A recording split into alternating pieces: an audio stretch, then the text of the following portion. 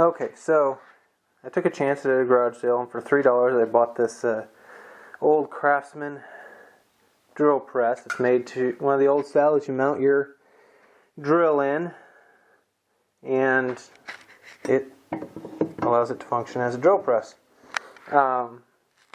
It was a little sticky when trying to go up and down, and I figured out why. You know, I took a chance. I knew it was sticky. I knew there was a chance there was going to be something wrong. And yeah, there is. And in fact, it wouldn't go down all the way because this piece of gear here had broken off and was sticking in there, jamming it up a little bit. Now it goes up and down all the way, although not smoothly, because it's completely missing those two teeth.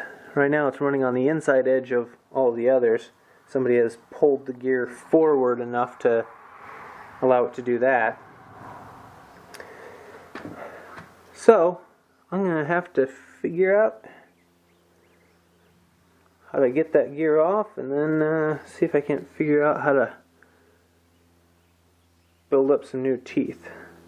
Depends on what it's made out of. Maybe I can weld on there and then file down and make some teeth. We'll see. Alright, here's the work on the drill press gear. Building up some teeth using my oh man, that lighting is horrible. Using my oxyacetylene torch. I was going to try TIG, but I couldn't get this thing clean enough. Every time I get close to it with the torch, it just flare up with all kinds of crap, even though I wire brushed it with the grinder and bathed it in acetone, wiped it. It still must have been holding enough grease in the pores that it was just flaring up something horrible. So I just took the oxyacetylene torch to it, burned all that crap away, and then started building up. And funny thing, what I was using for my rod, I cleaned all the flux off of 6011. Use that for my filler material. Gives me a use for all those 6011s I bought, and they're a nice handy length. Okay, so I've gone at this thing with my Dremel to roughly shape all the they're all black right now because I've covered them in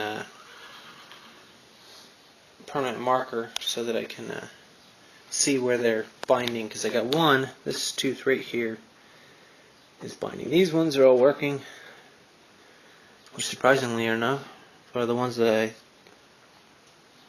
figured wouldn't. But this one I already knew was going to be off. I need to grind this side of it off. But really, it's doing a lot better than I expected for the first try. Okay, quick shot before I fill it full of grease and put the spring back on. But they may not be pretty, but they work really well.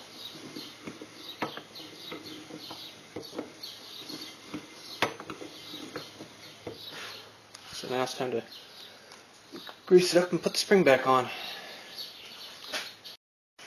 One more time, this time with spring and grease. Nice and smooth. Pops back up pretty strong right now because there's no drill weight in it. But here we go. Fully functioning. Only time will tell how those will hold up to wear and tear, but it's not like I'm going to be using this on an industrial level. So I'm pretty happy with this now. For $3, I'm good.